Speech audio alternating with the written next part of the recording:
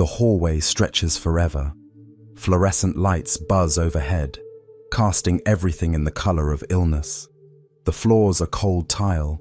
The walls are cinder block painted government green. And somewhere behind a locked door, a child waits for what comes next. This could be a scene from Stranger Things. That moment when Eleven runs from the bad men in lab coats, when she discovers that the world outside is stranger and more frightening than the world within. Netflix spent millions recreating this atmosphere, this dread, this sense that something terrible happens in places the public never sees. But this hallway existed before Netflix, before the Duffer Brothers, before the 1980s nostalgia that made Stranger Things a cultural phenomenon. These documents are real. In 1977, a Freedom of Information Act request unearthed 20,000 pages the government never meant anyone to see, records that had survived a destruction order 4 years earlier because someone filed them in the wrong cabinet. They described a program called MKUltra, a 2-decade CIA operation that administered LSD to unwitting subjects, experimented on prisoners and mental patients, and searched for techniques to control the human mind.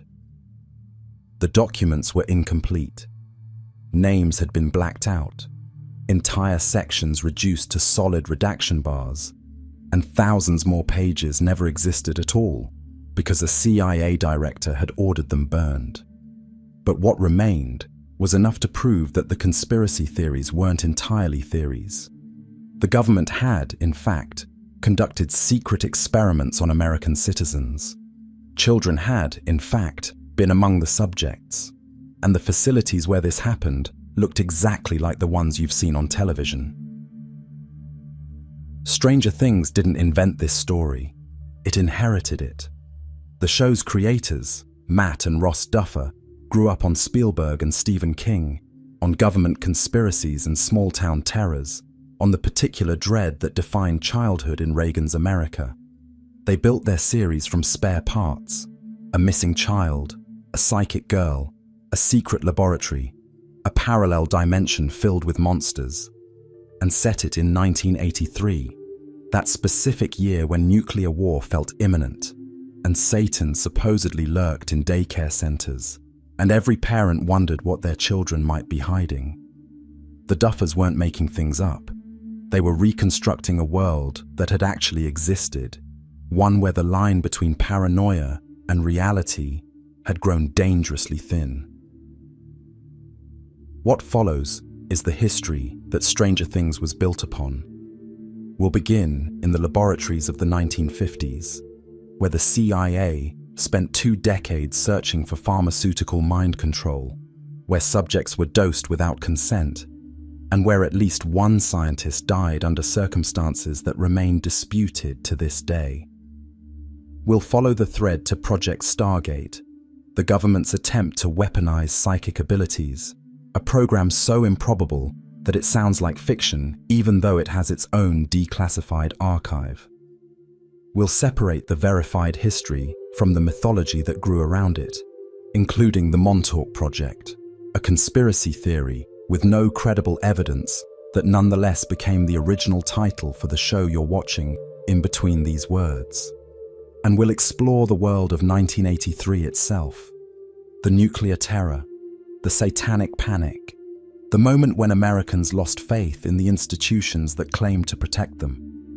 This is the true story behind Stranger Things. The real world is the upside down.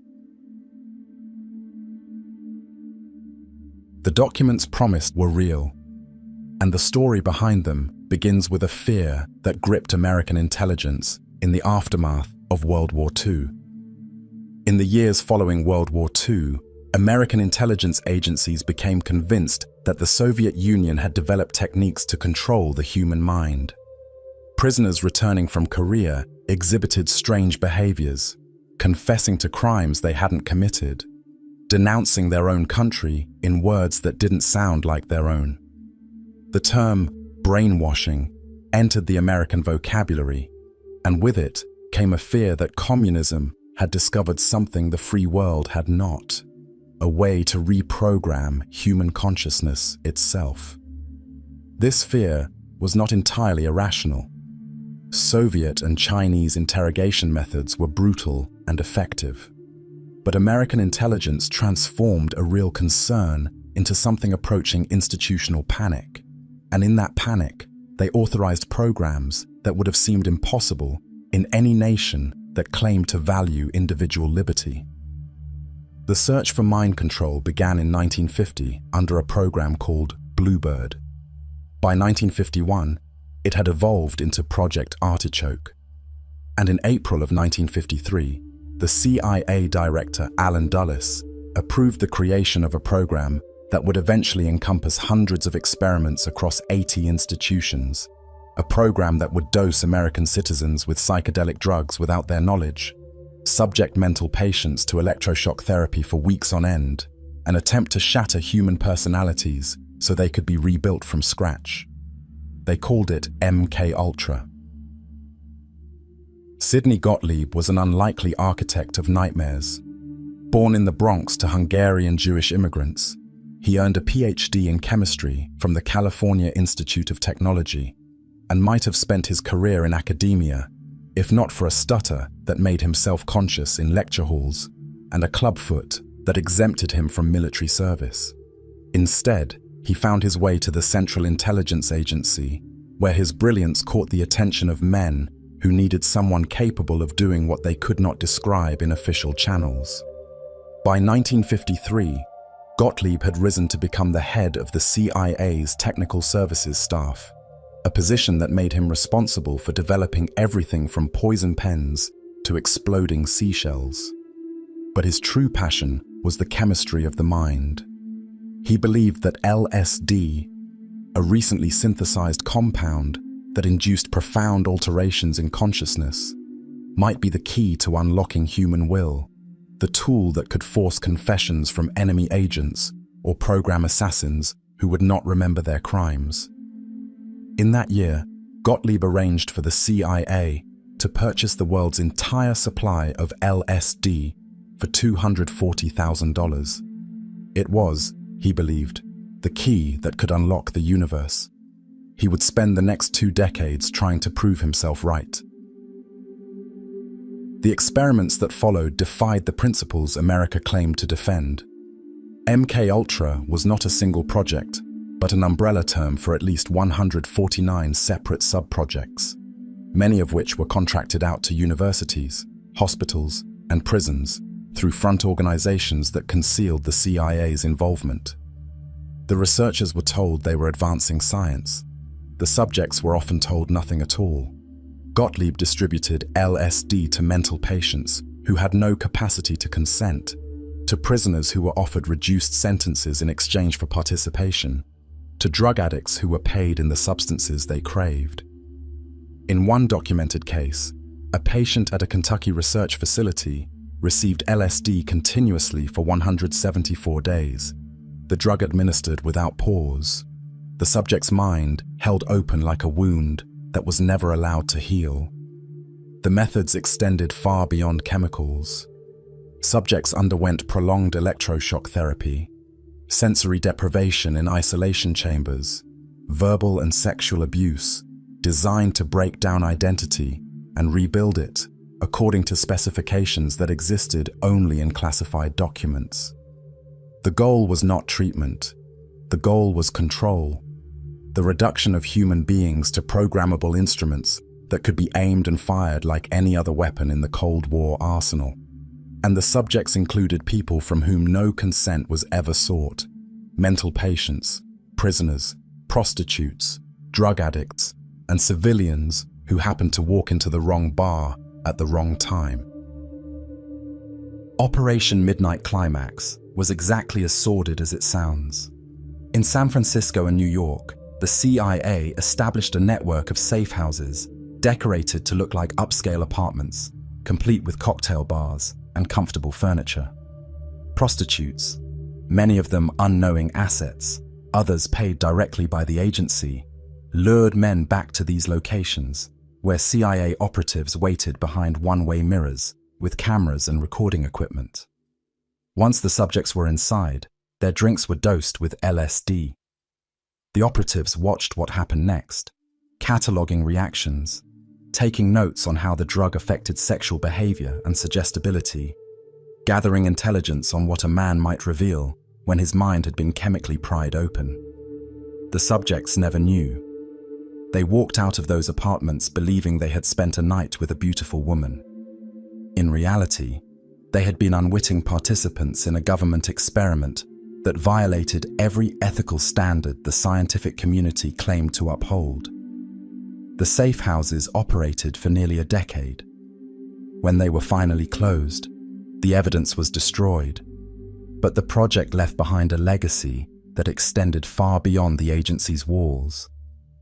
The LSD that Gottlieb distributed would eventually seep into the counterculture of the 1960s, and some historians argue that the CIA inadvertently helped create the psychedelic movement it would later work so hard to suppress. On November 28, 1953, a man fell from a 13th floor window of the Statler Hotel in New York City. His name was Frank Olson. He was 43 years old, a biochemist who worked on classified projects for the US Army, a specialist in biological warfare who had devoted his career to defending his country against threats most Americans never knew existed. He left behind a wife, 3 children, and questions that have never been fully answered.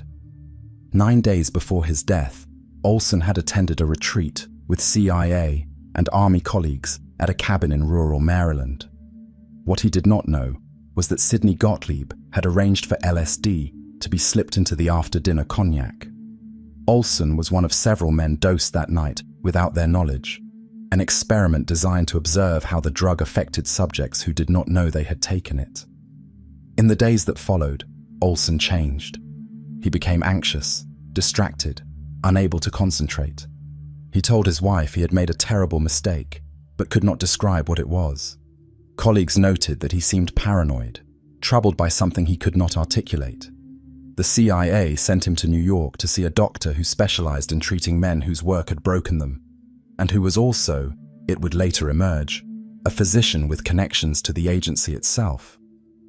What happened in that hotel room remains disputed. The official account was suicide. 4 decades later, when Olson's body was exhumed for an independent autopsy, forensic experts found evidence of blunt force trauma to the head, injuries consistent with a blow struck before the fall, not during it. The New York District Attorney changed the classification from suicide to unknown. Frank Olson's family believes he was murdered because he had witnessed things the government could not allow him to reveal. The truth died with him in a Manhattan gutter, and the window from which he fell has never fully closed. In 1973, the man who authorized these experiments became director of the CIA. Richard Helms had overseen MKUltra since its earliest days, rising through the agency's hierarchy as the program matured and metastasized. Now, with the Watergate scandal threatening to expose all manner of institutional secrets, Helms made a decision that would shape everything that followed. He ordered the destruction of MKUltra's records. Thousands of documents were fed into incinerators. Experimental records, subject files, operational reports, decades of evidence reduced to ash in government basements. When Helms departed the agency, he believed the program had been buried forever, its crimes consigned to oblivion along with the men and women who had suffered them. He was wrong. In 1977, a researcher preparing for a Freedom of Information Act lawsuit discovered a cache of approximately 20,000 documents that had escaped destruction. Someone had misfiled them in a financial records building, storing them in the wrong cabinet under the wrong designation. It was a bureaucratic error that preserved what was meant to be destroyed, an accident that would finally bring MKUltra into the light. The Church Committee hearings of 1975 changed everything. Named for Senator Frank Church of Idaho, the Senate Select Committee to study governmental operations with respect to intelligence activities had been created to investigate abuses by the CIA, FBI, and other agencies in the wake of Watergate's revelations.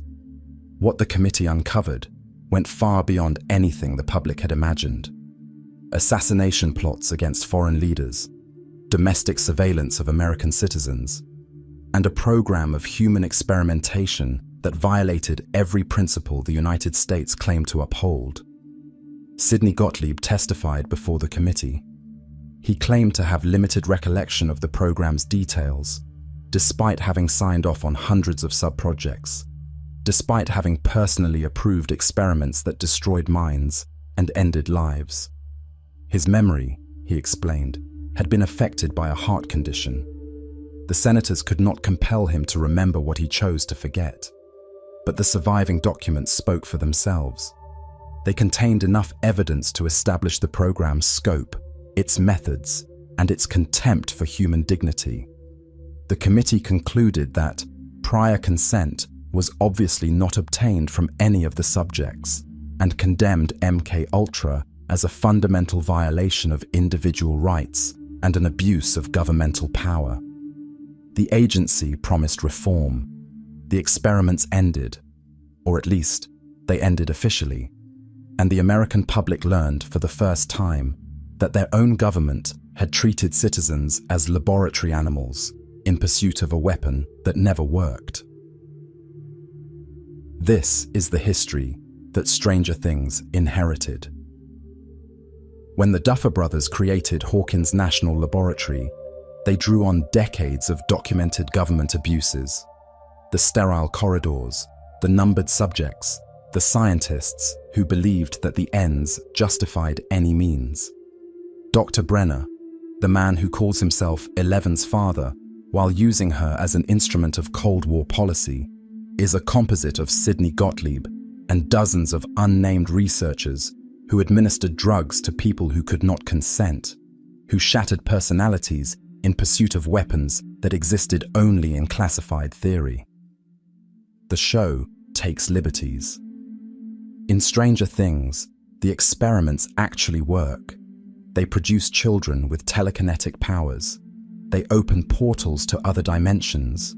They create monsters that stalk the citizens of a small Indiana town. These are the inventions of fiction, the devices that transform documented history into entertaining horror. But the government laboratory is not invented. The numbered children are not invented. The willingness of powerful institutions to experiment on the vulnerable in the name of national security, that is not invented at all. MKUltra ended in 1973.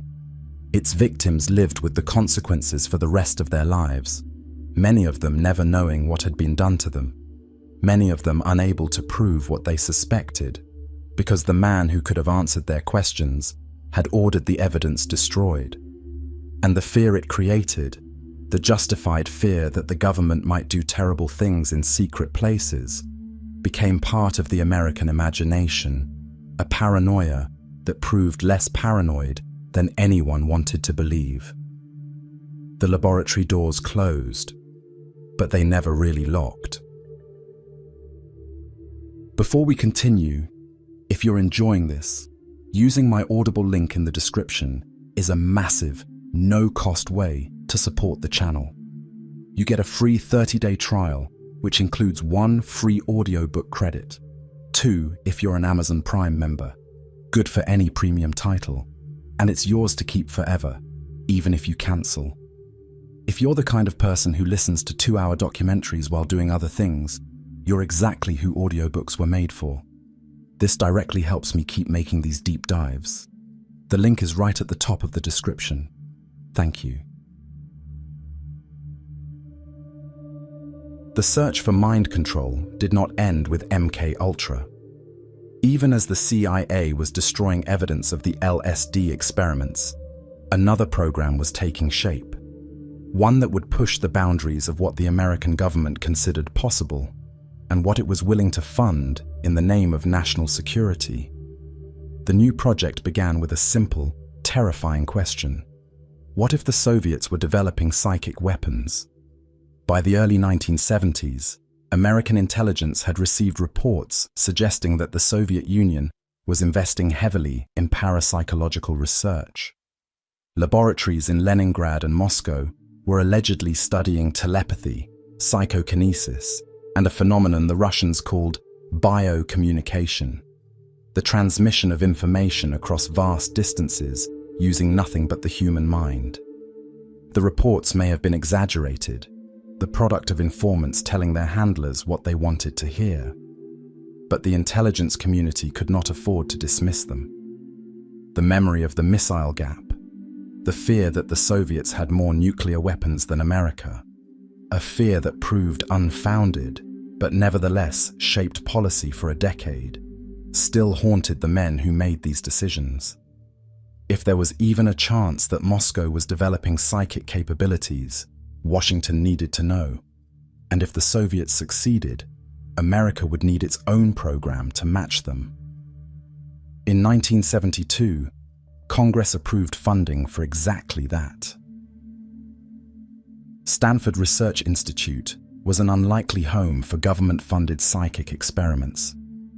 Located in Menlo Park, California, SRY had built its reputation on rigorous scientific work, engineering studies, computer research, the kind of technical analysis that appealed to corporations and government agencies alike. But in 1972, two physicists named Harold Puthoff and Russell Targ convinced the institute to host a different kind of research, a systematic investigation of whether humans could perceive information across distances that physics could not explain. The funding came initially from the CIA, which was looking for any edge in the intelligence wars that might give America an advantage over its adversaries. The methodology came from a New York artist named Ingo Swann, who claimed to possess extrasensory abilities and who had developed a protocol he called controlled remote viewing. The concept was straightforward. A viewer would be given geographic coordinates, latitude and longitude, nothing more, and asked to describe what existed at that location, anywhere on Earth, without any conventional means of gathering information. Swann's results impressed the CIA enough to expand the program. Over the next 2 decades, it would operate under a series of code names: Gondola Wish, Grill Flame, Center Lane, Sunstreak, before finally settling on the designation by which it would eventually be declassified: Project Stargate. The remote viewers trained themselves to enter altered states of consciousness. They worked in darkened rooms, sometimes in sensory deprivation tanks, where the absence of stimulation allowed the mind to turn inward and outward simultaneously. They would receive a target, a set of coordinates, a photograph sealed in an envelope, a location known only to the person conducting the experiment, and they would attempt to describe what existed there through means that conventional science could not explain. The star viewer was Ingo Swann himself, whose claims would eventually extend far beyond foreign military installations. In sessions documented in now declassified files, Swann reported perceiving the rings of Jupiter before NASA's Voyager probe confirmed their existence, though skeptics have noted that scientists had already theorized about those rings based on other data. He claimed to have observed structures on the far side of the Moon during a 1975 session conducted for the CIA, though no subsequent evidence has ever supported this assertion. More credible, in the eyes of the program's supporters, were the operational applications. Stargate's viewers were allegedly tasked with locating hostages, describing foreign weapons facilities, and providing intelligence that could not be obtained through conventional means. Joseph McMoneagle, designated Remote Viewer number 001, became the program's most decorated participant, reportedly producing intelligence that impressed his military handlers even when they could not explain how he had obtained it. The question was whether any of this actually worked. For 20 years, the government spent money investigating claims that most scientists considered absurd, The program survived multiple reviews, multiple agency sponsors, and multiple changes in political climate because its supporters could always point to individual cases that seemed to defy explanation. A viewer correctly described a building that had not been photographed. Another provided details about a hostage situation that proved accurate. These hits, the program's defenders argued, demonstrated that something was happening, something that deserved continued study, even if it could not be explained by known physics. The skeptics had a different interpretation. Remote viewing sessions produced enormous amounts of data, pages and pages of impressions, images, and descriptions generated by viewers trying to perceive targets they had never seen. In all that noise, some hits were statistically inevitable. The question was whether the hit rate exceeded what chance would predict, and whether the information obtained was ever specific enough to be operationally useful. By the mid-1990s, the Cold War was over, and the intelligence community was re-evaluating its priorities. The CIA commissioned the American Institutes for Research to conduct an independent review of Project Stargate and determine whether it should continue. The review, released in 1995, found that while some laboratory experiments showed results slightly above chance, the program had never produced intelligence of sufficient quality to be operationally useful. Remote viewing, the report concluded, had not been proven to work by any psychic mechanism. The program was terminated. In 2017, the CIA released an enormous archive of declassified materials to the public, and buried among them were the complete files of Project Stargate. The documents revealed a program that was simultaneously more extensive and more mundane than the conspiracy theories had imagined. Yes, the government had spent decades and millions of dollars investigating psychic phenomena. Yes, they had employed viewers who claimed to perceive Soviet submarine bases and hostage locations through nothing but the power of their minds. But the files also showed a program plagued by inconsistent results, internal debates about methodology, and a persistent failure to produce information that couldn't be explained by conventional means. What the archive did not show was success. There was no evidence that remote viewing had ever provided actionable intelligence that could not have been obtained through ordinary methods.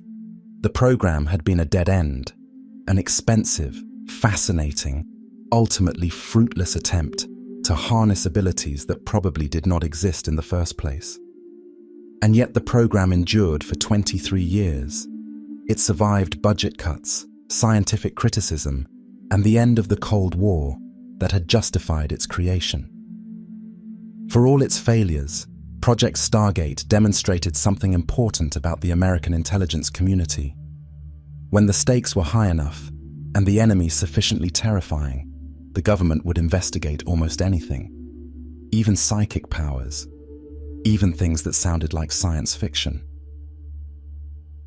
Stranger Things understood that the most compelling conspiracies are the ones that turn out to be true. The show's sensory deprivation tank, the device that allows Eleven to project her consciousness across vast distances, to spy on Russian agents and locate missing children, is a direct descendant of the tanks used at Stanford Research Institute. The methodology is the same.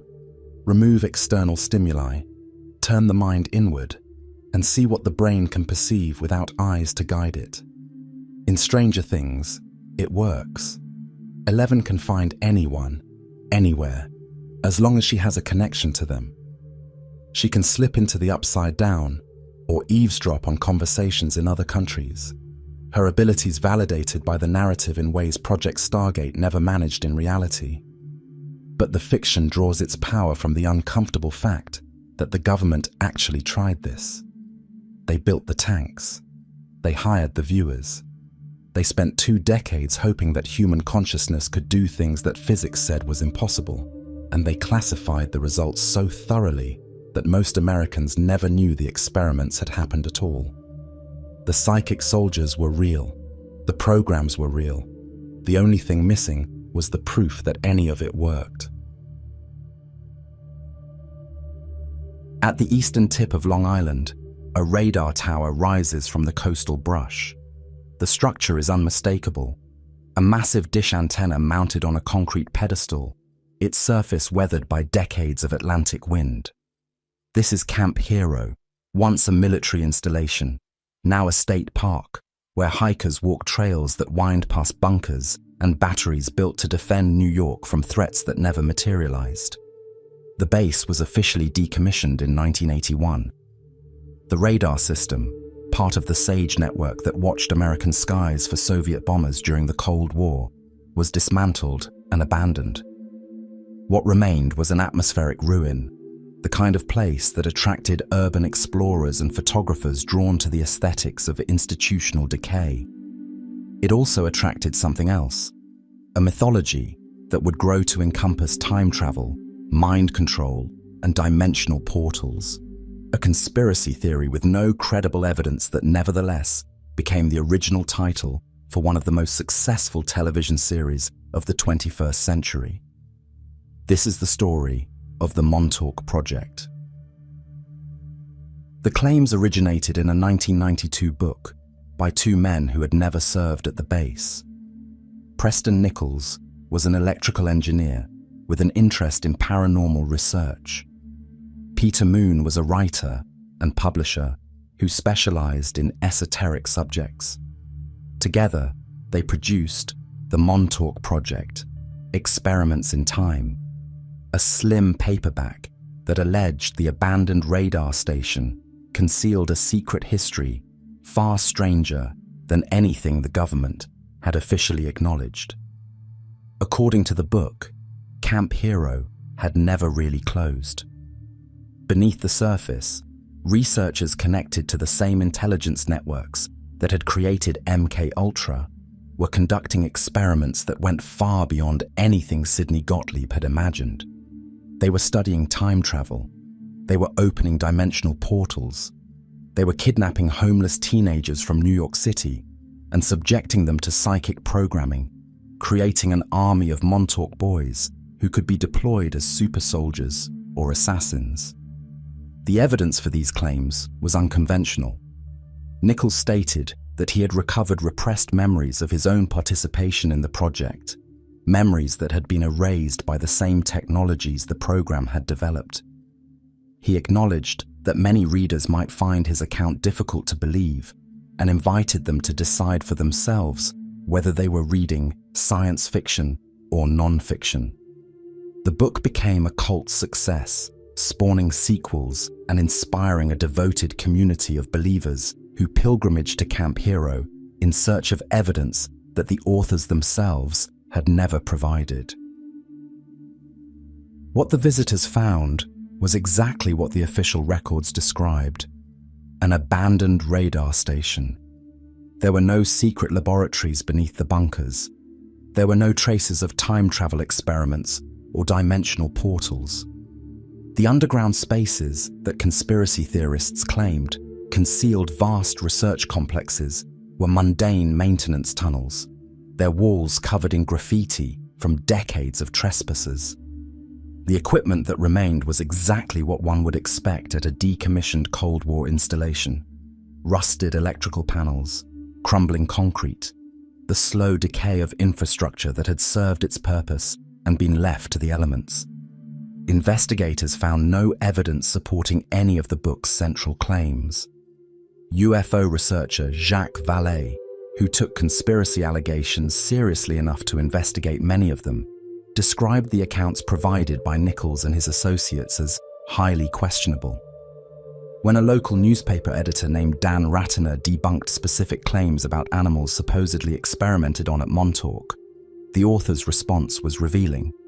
A subsequent book described Ratiner as part of the government cover-up. This is the self-sealing logic of conspiracy thinking. Every piece of contradicting evidence becomes proof of the conspiracy's success. Every skeptic becomes an agent of concealment. The absence of evidence is reframed as evidence of how thorough the cover-up has been. The Montauk Project was, by every credible assessment, fiction. But that fiction would prove remarkably durable. The mythology drew power from the real programs that had preceded it. MKUltra's declassification in the late 1970s had proven that the government was capable of conducting horrific experiments in secret, that the paranoid fears of conspiracy theorists were sometimes less paranoid than they appeared. If the CIA had really dosed citizens with LSD, if they had really shattered minds in pursuit of military applications, what else might they have done? What other programs might be lurking in classified archives, waiting for their own accidental disclosure? The Montauk claims emerged into this environment of justified suspicion. They borrowed the aesthetic of documented conspiracies, the government laboratories, the unwitting subjects, the experiments that violated every ethical boundary, and amplified them into something that exceeded the documented record by orders of magnitude. Time travel, dimensional portals, psychic super soldiers. It was, in essence, fan fiction of verified atrocity. The real horrors of MKUltra provided the foundation. The Montauk mythology built an elaborate structure on top of it, one that was never constrained by the requirement to match documented evidence. When believers wanted proof, they could point to the church committee hearings and say, "You see, the government really did these things." And when skeptics pointed out that Montauk's specific claims had no supporting evidence, believers could respond, "Of course there's no evidence. They destroyed it, just like they destroyed the MKUltra files." The argument was unfalsifiable, which made it impossible to disprove, and for many believers, impossible to abandon. And then, in 2016, the mythology became a television phenomenon. Matt and Ross Duffer had been working on their project for years, developing a story that combined their love of 1980s genre films with elements drawn from Cold War conspiracy culture. Their original title was Montauk, a direct reference to the conspiracy theory that had captured their imagination. The setting was Long Island, the location of Camp Hero itself. The plot involved a government laboratory, a girl with psychic powers, and experiments that had opened a door to something terrible. When Netflix acquired the project, production moved to Georgia for practical reasons, and the setting shifted to a fictional Indiana town called Hawkins. The title changed with it. Montauk became Stranger Things, a reference that evoked the strangeness without tying the show to a specific geography or conspiracy. But the Montauk DNA remained visible throughout the series. Hawkins National Laboratory is Camp Hero with different coordinates. The numbered children, 11, 8, and the others, glimpsed in later seasons, carry forward the Montauk Boys concept of children programmed as psychic weapons. The isolation tank imagery echoes both Project Stargate and the amplification devices that Nichols claimed were used in the Montauk experiments. The Duffers took a conspiracy theory with no credible evidence and transformed it into globally recognized fiction. In doing so, they completed a strange cultural loop. Real government atrocities inspired fabricated mythology, which inspired a Netflix series, which brought the entire history back into public consciousness. Today, Camp Hero is a state park. Families hike trails that wind past bunkers where soldiers once watched radar screens for Soviet bombers.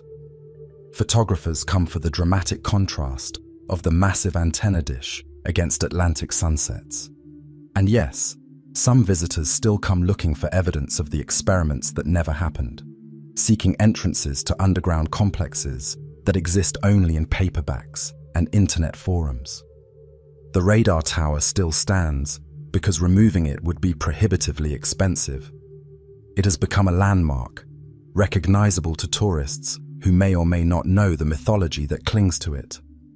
When Netflix's series premiered, the park saw increased traffic, visitors who had watched Stranger Things and come to see the place that had inspired it, even though the show never filmed there and the conspiracy it borrowed from was never real. This is how mythology works. It takes real places and real anxieties and transforms them into stories that feel true even when they aren't. The Montauk Project never happened. There were no time travel experiments, no dimensional portals, no kidnapped children trained as psychic warriors. But the fear that such things might happen, the awareness that the government had done terrible things in secret and might do them again, that fear was entirely real. The conspiracy theory was false. The distrust it expressed was not.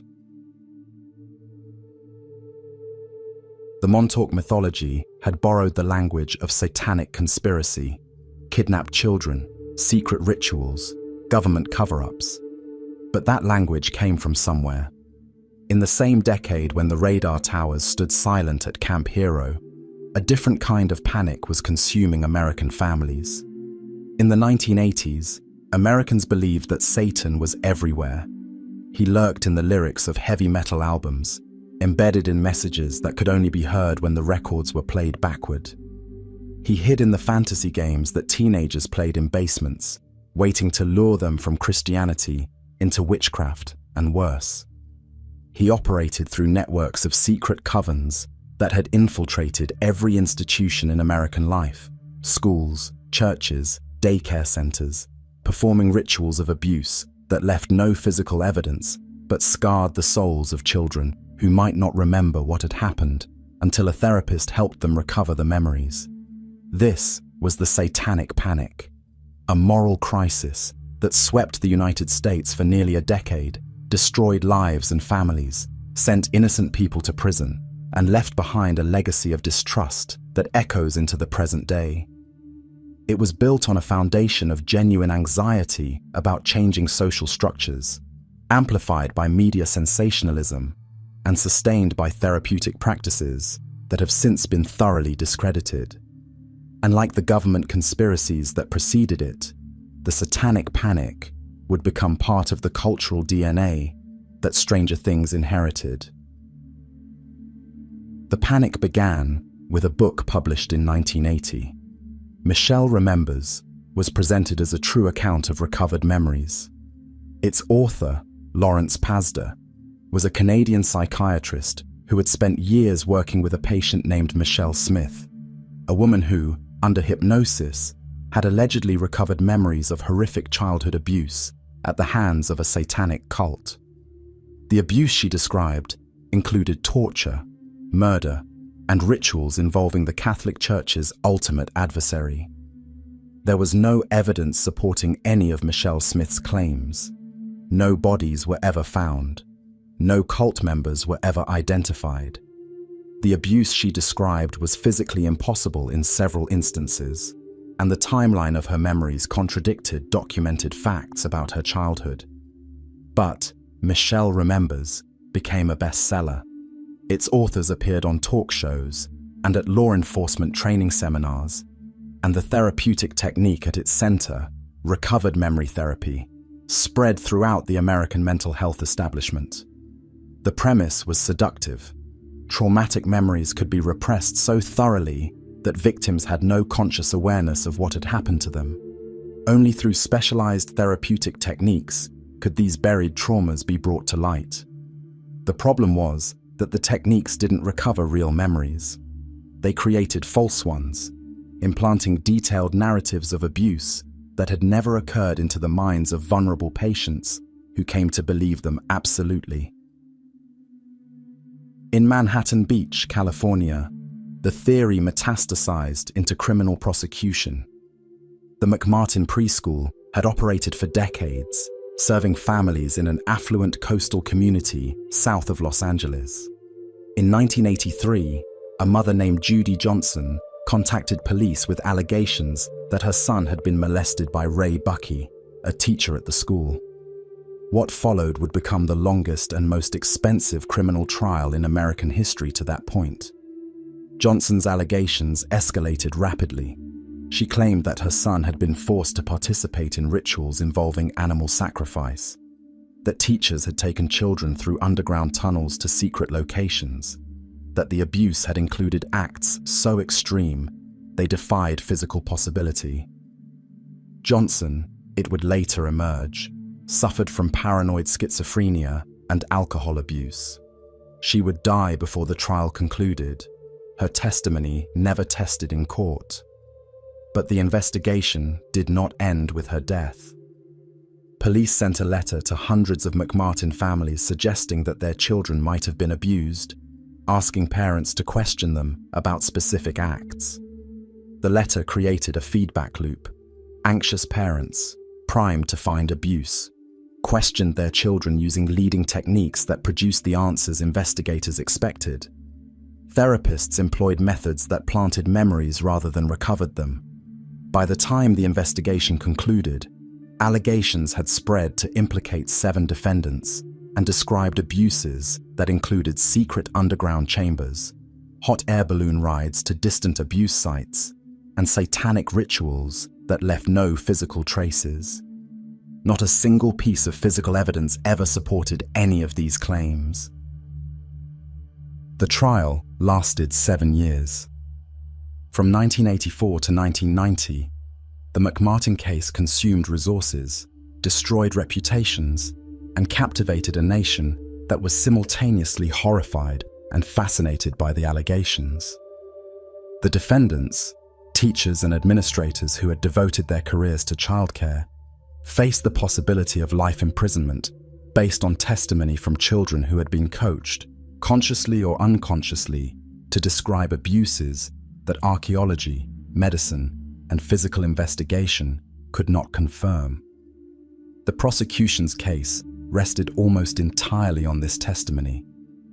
Children described tunnels beneath the school. Excavations found no tunnels. They described being transported to distant locations. No evidence of transportation was ever discovered. They described injuries that would have required medical attention. Their medical records showed no such treatment. One by one, the charges collapsed. The jury, after deliberating for weeks, returned verdicts of not guilty on most counts and deadlocked on the remainder. A retrial on the remaining charges also ended without conviction. After 7 years and an estimated $15 million in legal costs, not a single defendant was found guilty of any crime. The McMartin family was financially destroyed. Their preschool was shuttered, and the children who had testified, children who had been told over and over that terrible things had happened to them, carried those implanted memories into adulthood. The fear spread far beyond daycare centers. Dungeons and Dragons, the tabletop role-playing game that had captivated a generation of teenagers since its creation in 1974, became a target for moral crusaders who saw in its fantasy elements the fingerprints of genuine Satanism. The game included wizards who cast spells, demons who served as adversaries, and gods drawn from mythologies that Christianity had long opposed. For parents who were already primed to see occult influence everywhere, this was evidence enough. Patricia Pulling's son Irving died by suicide in 1982.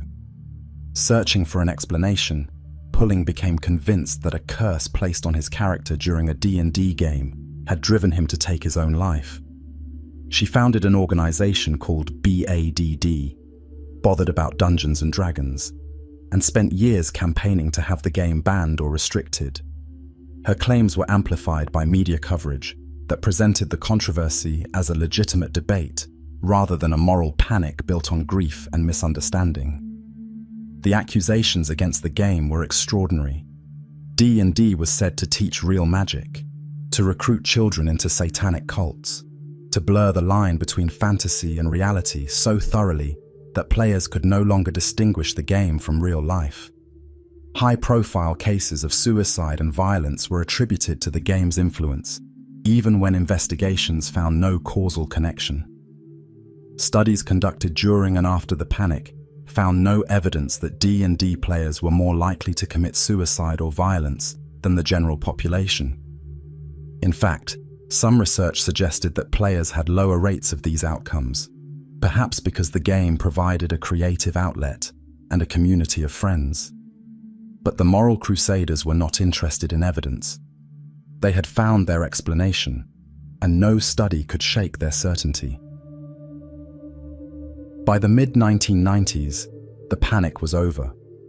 The McMartin case had demonstrated, at enormous cost, that children's testimony could be shaped by the questions asked and the expectations of the adults around them. Recovered memory therapy was increasingly recognized as a dangerous pseudoscience that created false memories rather than uncovering real ones.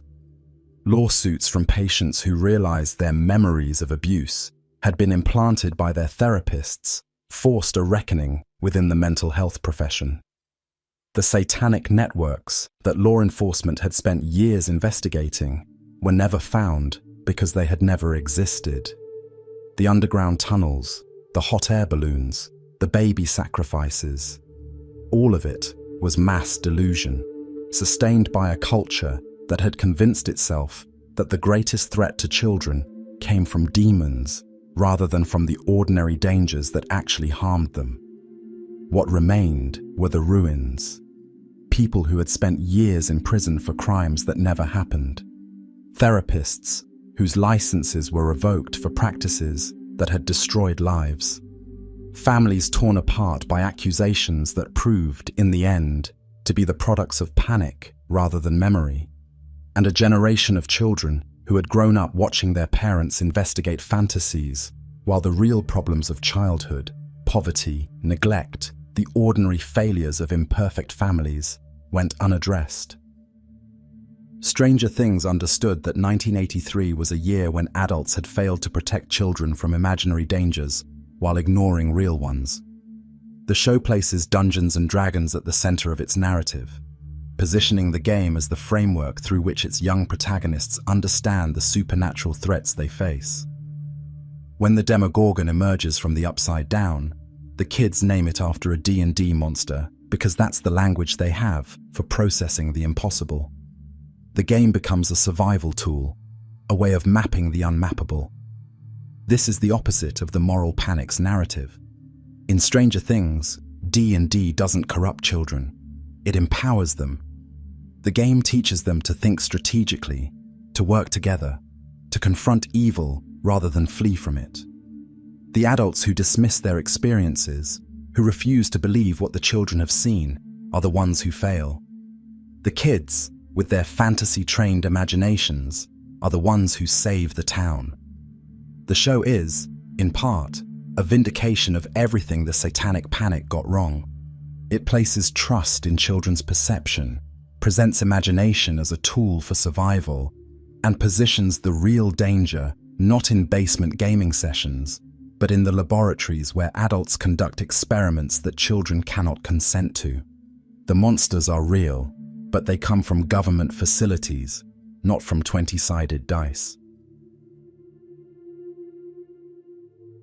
The shadow that loomed over every childhood in the 1980s had a shape every student recognized. It was the mushroom cloud on the civil defense posters, the nuclear blast that teachers explained during drills that everyone knew were useless. Children born in the 1970s came of age learning that they lived in a world that could end at any moment, that the cities they called home were targets painted on maps in Moscow, that the 20 minutes between launch and impact was scarcely enough time to say goodbye. This was not paranoia. This was reality. The United States and the Soviet Union collectively possessed enough nuclear weapons to destroy human civilization several times over, and the men with their fingers on the buttons sometimes seemed eager to prove their willingness to use them. In 1983, the year when Stranger Things is set, nuclear anxiety reached its peak. President Ronald Reagan had spent his first term escalating the rhetorical war with the Soviet Union, calling it an evil empire, and pursuing a military buildup that seemed designed to provoke confrontation rather than prevent it. The doomsday clock, maintained by atomic scientists as a measure of how close humanity stood to self-annihilation, moved closer to midnight than it had been in decades. On November 20th, 1983, 100 million Americans watched the end of the world. The day after, was a made-for-television movie that ABC broadcast on a Sunday night, and it depicted nuclear war with a realism that no network entertainment had ever attempted. The film followed ordinary residents of Lawrence, Kansas, and Kansas City, Missouri, as Soviet missiles struck the American heartland, and then it showed what came next. The radiation sickness, the collapse of infrastructure, the slow death of a civilization that had spent decades preparing for a war it could not survive. The broadcast was an unprecedented cultural event. Schools set up discussion groups for the following day, anticipating that children would need help processing what they had seen. Mental health hotlines were established. ABC followed the movie with a panel discussion featuring prominent scientists and politicians, an attempt to contextualize the horror that the network had just inflicted on the nation's living rooms. President Reagan himself watched the film. His diary entry from that night recorded that he found it very effective and left me greatly depressed. Some historians credit the broadcast and Reagan's reaction to it with contributing to the administration's later softening on arms control negotiations. Across the Atlantic, the British watched something worse. Threads, broadcast on the BBC in 1984, depicted nuclear war with a bleakness that made The Day After look almost hopeful. Where the American film ended shortly after the bombs fell, Threads followed its characters through years of aftermath. The collapse of government, the failure of agriculture, the slow devolution of survivors into something barely recognizable as human. The film was considered so disturbing that many viewers who watched it as children reported lasting psychological effects. Together, these films represented something new in popular culture, an unflinching attempt to show audiences what they already suspected but preferred not to contemplate. The nuclear arsenals that their governments maintained were not abstract deterrents. They were instruments of apocalypse, and the people who controlled them were fallible humans who might, through miscalculation or malice, bring about the extinction of civilization. This was the atmosphere that surrounded every child who came of age in the early Reagan years. The bombs were real, the targets were their cities, and the adults in charge seemed at times more interested in winning the Cold War than in ensuring that humanity survived it. Reagan's Strategic Defense Initiative was nicknamed Star Wars for a reason. Proposed in 1983, SDY envisioned a network of satellites and ground-based systems that would intercept Soviet missiles before they could reach American soil. It was, critics argued, a fantasy. The technology to shoot down nuclear warheads did not exist, and the proposal seemed designed more to escalate the arms race than to end it. Scientists and arms control experts warned that the initiative would destabilize the delicate balance of mutually assured destruction that had, paradoxically, kept the peace for 40 years. But the name captured something important about the era's atmosphere. Science fiction and military reality had blurred together in the public imagination. The same decade that gave children E.T. and Star Wars also gave them the constant awareness that they might, at any moment, become casualties in a war that would make all previous conflicts look trivial. This is the world that Stranger Things inhabits. The show is set in 1983, precisely because that year represented the peak of nuclear anxiety, the moment when the Cold War felt most likely to turn hot. The otherworldly threats that emerge from the upside down are metaphors for the existential dangers that every child of the era absorbed through television and dinner table conversations and fallout shelter signs on public buildings. By the end of the decade, the fear had faded. Reagan's second term brought unexpected negotiations with Soviet leader Mikhail Gorbachev. The 1987 Intermediate Range Nuclear Forces Treaty eliminated an entire class of nuclear weapons for the first time in history. And in November of 1989, the Berlin Wall fell, not because of military action, but because the system that had built it could no longer sustain itself. The Cold War ended with a whimper rather than a bang. The missiles remained in their silos, unused. The children who had grown up expecting annihilation found themselves, instead, inheriting a world that seemed, briefly, to be moving towards something better. But the fear had shaped them. A generation had learned to live with the constant awareness that everything they knew could be erased in the time it took to eat breakfast. That awareness did not disappear when the wall fell. It went dormant, waiting to be reactivated by new threats and new anxieties. When the Duffer Brothers set their story in 1983, they were excavating that fear. The monsters in Stranger Things come from another dimension, but they carry the emotional weight of the original monster that haunted every child of the atomic age. The world might end at any moment. The adults might not be able to stop it. And the only thing children can do is band together and hope that friendship and courage are enough to survive what their elders have unleashed. The brothers who would eventually bring all of this history to Netflix started making movies in 3rd grade. Matt and Ross Duffer are identical twins, born in 1984 in North Carolina, 1 year after the world they would eventually recreate. They taught themselves filmmaking with a Hi-8 camcorder, shooting homemade versions of horror films in their backyard, learning by imitation before they understood what they were imitating. By the time they were old enough to understand the history behind the films they loved, the Cold War was over. MKUltra was a footnote in congressional records, and the satanic panic had subsided into collective embarrassment. But the cultural residue remained. The VHS tapes on their shelves contained stories that had been shaped by anxieties their generation had inherited without experiencing directly. The Duffers absorbed all of it, not as history, but as genre. They were students of 1980s filmmaking before they were aware of the real events that had produced it. Their first attempt to break into Hollywood was a Stephen King adaptation. The Duffers pitched a feature film version of It, the sprawling King novel about childhood trauma and a monster that feeds on fear. The pitch went nowhere.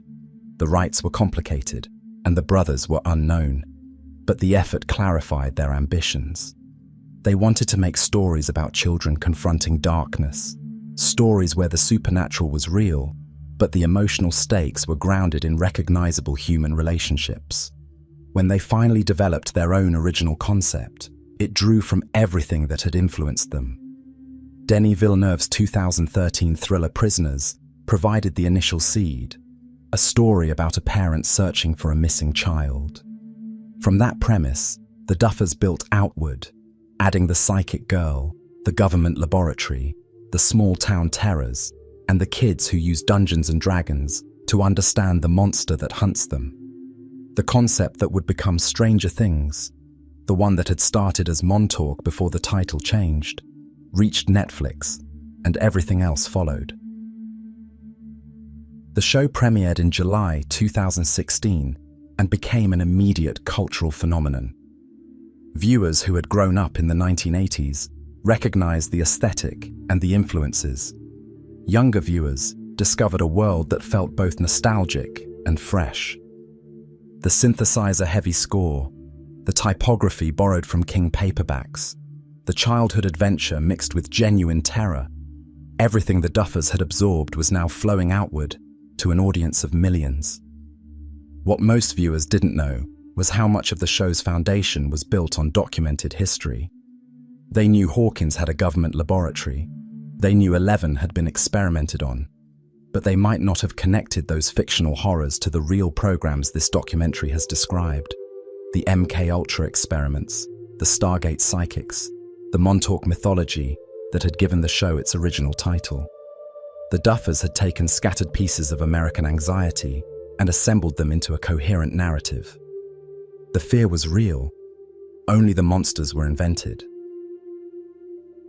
The Duffers created a work of synthesis. Every element this documentary has explored found its way into Stranger Things in some form. The MKUltra experiments became Hawkins' lab. The remote viewing research of Project Stargate became Eleven's ability to perceive distant events. The Montauk mythology, debunked but culturally potent, provided the original framework and title. The Satanic Panic's demonization of Dungeons and Dragons was transformed into the show's celebration of the game as a tool for understanding and combating evil. And the nuclear fear of 1983, that constant awareness of potential annihilation, gave the series its atmosphere of existential dread. The genius of the show was not in invention, but in combination. The Duffers took elements that had floated separately in American culture, the conspiracies that proved true, the anxieties that defined a decade, the pop culture artifacts that expressed those anxieties, and wove them into a narrative that felt both familiar and original. Viewers recognized the pieces even when they couldn't name them, felt the emotional resonance of a story that was drawing on fears they had inherited without knowing their sources. Stranger Things became more than entertainment.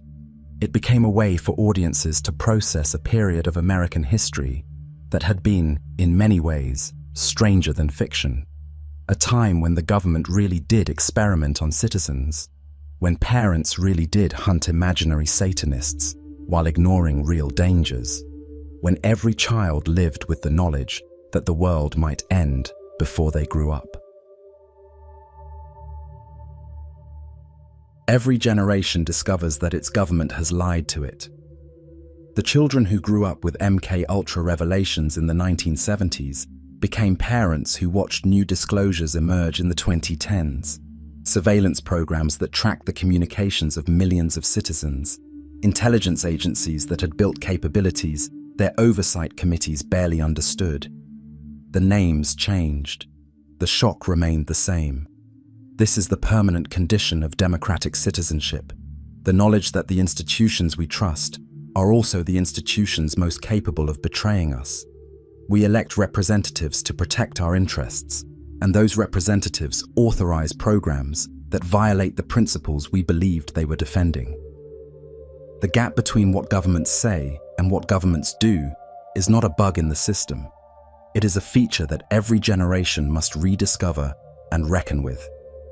Stranger Things arrived at a moment when that reckoning was happening again. 3 years after the largest intelligence leak in American history had revealed the extent of domestic surveillance. Its audience was primed to believe in conspiracies, not because they were paranoid, but because some of the conspiracies had turned out to be true. The old fears never really disappear. They mutate. The Satanic Panic subsided in the 1990s, but the mechanisms that produced it remained latent in the culture, waiting for new conditions to activate them. In the 2010s, those conditions arrived. Social media platforms optimized for engagement discovered that conspiracy content generated enormous amounts of interaction. The same dynamics that had turned daycare centers into satanic ritual sites began producing new narratives about hidden cabals, child abuse networks, and evil elites. The names were different. The structure was the same. The need to find an explanation for suffering, to identify an enemy that could be blamed for the chaos of contemporary life, expressed itself in new mythologies that borrowed freely from the old ones. When historians eventually write about this era, they will trace lines of influence that connect Michelle Remembers to modern conspiracy movements. The Satanic Panic never really ended. It just went underground and re-emerged in new forms, adapted to new technologies, reaching new audiences who had no memory of the preschool trials or the moral crusades that preceded them. This is why we need stories like Stranger Things, not because they tell us the truth, but because they help us process the truths we have already learned and the fears we carry without knowing their origins. The show takes the documented horrors of the past, the experiments, the panics, the existential dreads, and transforms them into narratives where children can win, where monsters can be defeated, where the darkness has an edge beyond which light still exists. Fiction does something that history cannot. It gives us resolution. The actual story of MKUltra has no satisfying conclusion. The satanic panic left ruined lives and false convictions in its wake. The nuclear terror of the 1980s dissipated rather than resolved, leaving behind a generation marked by anxieties they couldn't name. Stranger Things takes these unresolved traumas and gives them shape. It creates monsters that can be fought and communities that can heal. It tells stories where the kids win, because the real history was one where the kids often lost, where childhood was interrupted by fears that adults had created and could not control. The lights in the next room might flicker. That's what Stranger Things understands. The way ordinary domestic life exists on the border of something else, something vast and dark that operates according to rules we don't understand. The wall between our world and the upside down is thinner than we think. We partition our lives into the safe and the dangerous, the known and the unknown. But those partitions are provisional. At any moment, something might break through. This is not fantasy. This is how history actually works. The Americans of 1953 did not know that their government was dosing citizens with LSD. The parents of 1983 did not know that the therapists treating their children were implanting memories of crimes that never occurred. The citizens of every era discover, eventually, that the world they thought they understood concealed depths they never imagined. The upside down is a metaphor for this permanent condition of not knowing. It is the space where the things we cannot face reside, the experiments we approved without understanding, the panics we succumb to without questioning, the fears we pass to our children without intending to. It is always there, separated from us by barriers that are less solid than they appear. Stranger Things did not create this awareness. It gave it form, made it visible, allowed us to confront it in a story rather than in the unmanageable chaos of actual history. The show is fiction, the fear is real, and the lights, even now, are flickering.